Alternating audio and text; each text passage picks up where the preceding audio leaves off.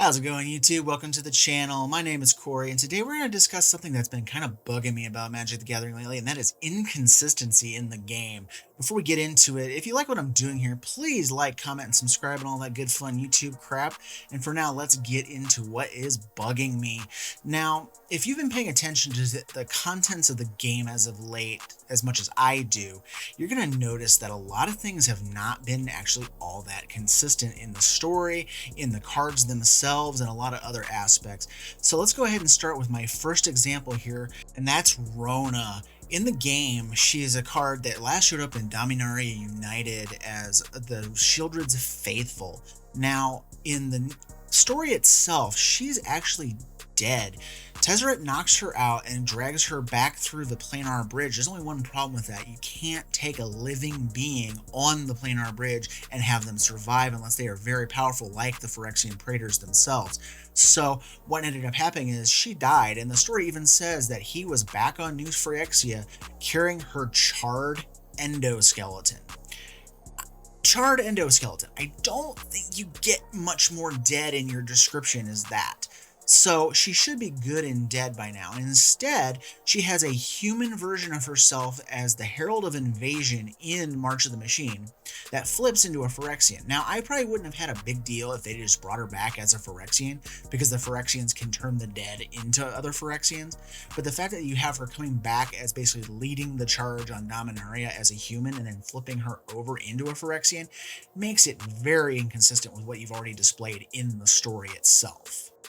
My next example of inconsistency is a simple common, Atraxa's Fall. In the art of this card, you have a picture of Atraxa, the Grand Unifier, with a I-beam girder slammed down through her chest, and a couple of characters, Heinze Toolbox Tori, and some other Riveteers standing around her as she's dying. And in the story, they instead say they dropped an entire neighborhood on her head by blowing out the beams, and the entire Park Heights district fell on her head, essentially, because she was just too strong to beat otherwise. The art just doesn't jive with me as being that big a deal. If you drop an entire neighborhood on somebody's head, they're not going to be much more than a grease splatter, or at the very least be impaled by several beams at the very least here. And I don't like the jarring inconsistency of, oh, we dropped a neighborhood on their head, oh, they just, hit you with a beam. On top of that, it just doesn't seem like a single beam would be enough to kill Atraxa, this gigantic, immaculate angel. And then on top of that, there's also another inconsistency with Atraxa in the story point in New Capenna, where Elesh Norn told her flat out, kill everyone. They don't deserve to be Phyrexianized. She wanted to make an example out of them for actually defying the Phyrexians. And in the story, instead, on the cards as well, we have Phyrexian vampires, we have a Phyrexian angel that ran out of Halo, and just all these things where they've turned them, and it's like, okay, make up your mind. Are you killing everybody, or are you actually turning them? Because it doesn't jive with what's happening on the cards versus what was being said in the story. The third example in this mess is merciless repurposing. In the story, Urabrask is captured by Elesh Norn, as evidenced on the card and its art as well, and he's been stretched out to the point where his arms and legs are being torn away. Now, that's also displayed on the card, but the big problem here is in the story, Elesh Norn snaps her fingers, and he is ripped into quarters and hauled away, therefore basically told he's dead. But in the card itself, he's not really dead, because the flavor text on the card says, leave the traitor be, which is a reference back to Urabrask's original flavor text on his card that just said, let them be, when he was talking about the Mirren survivors. So again, this makes it seem like in the flavor text that he was just left to die, but there's no like definitive he's dead, whereas the story's like, yeah, he's dead, and they just rip him into pieces. So I'm not a big fan of that inconsistency either. Next up, we have an inconsistency with Atali, who came in the original Ixalan set and now has a new version where it flips over into a Phyrexian, but the card-for-card variation versus the story doesn't make a lot of sense. The card version, it's an 11/11 indestructible, and Zakama is just a 9/9 that untaps your lands when it's cast and has some activated abilities on it. So, if you were to run those two cards into each other, Zakama's going to lose pretty handedly to Atali.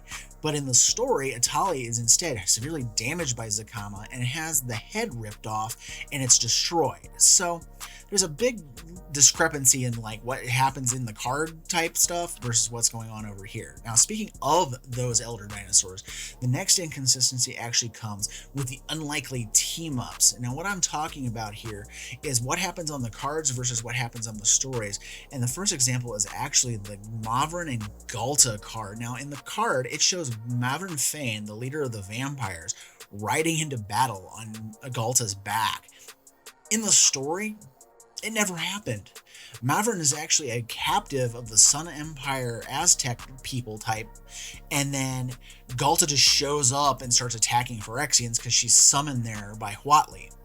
So it just doesn't make a lot of sense there. On top of that, you also have some of these other unlikely teams like Errant and Giada. Well, again, in the story, they don't even show up in the same story together. Errant and her wife Parness is actually together in one story, and then Giada is just like a kind of a separated character who's almost more like an angel spirit that doesn't have any real bearing on the world in the other story. So why is she showing up more as like a corporeal angel fighting alongside of Errant in the card? And then another one is Linvala and Drana. In the story, Linvala is actually working with a Kiri Lineslinger and a bunch of her party members to try and take down Nahiri, but Drana is nowhere to be found in the story. She never even shows up, and yet they have this as a likely team-up card. Then on top of all these weird like inconsistencies with the story here, we also have creature types on the actual cards just getting not put together on these unlikely team-up cards. The biggest offender is actually the Mavrin and Galta card. In the original printing of Mavrin, it's a vampire cleric, and Galta is an elder dinosaur. Well, they mashed it together, and now it's just a dinosaur vampire.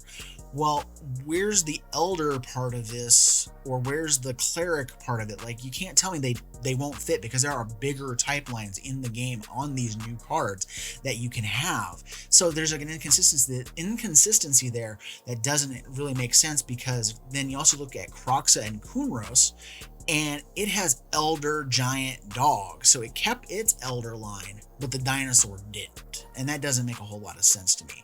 Then on top of that, we also have the newest versions of Atraxa coming out of Phyrexia All Be One, the Grand Unifier, not matching its types with the original printing Praetor's voice. So what ends up happening is you have one card that doesn't match the other if you were to play them together. Now, the original Atraxa has a kind of a complicated history to begin with. It was originally printed as an angel horror, but then they added the Phyrexian creature type to the game and they eroded the card to be a Phyrexian angel horror. Okay, cool. Now, the new Grand Unifier instead is just a Phyrexian angel. They completely dropped the horror type off of the card. But then in March of the Machine, they have these Multiverse Legends versions of Atraxa Praetor's voice that is the original type line that's been fixed to actually match what they eroded it to, Phyrexian angel horror. So even though it's been reprinted with the correct type line in the Multiverse Legends and the Secret Lair printing from New Capenna, they don't match. It's like, why? It's almost like these massive oversights, and they just aren't paying attention to what should be there, and they should match up. There should not be okay, just suddenly it's not a horror anymore, but then now it is again. In the end, I just think this is a lot of Wizards of the Coast just not giving a damn about the lore and making sure that everything is consistent and making sure that everything is like, lined up with what's going on in the cards. And this is not the first time this has happened. There's a lot of instances in older sets here recently that, the lore does not match what's going on in the cards. There's things happening on the cards that happen after the point in the story that something should have happened. And there's just a bunch of things going on that just frankly bugs the hell out of me. With that said, I'm done with my minor little rant here. I appreciate you guys. Thank you for watching and have a great day.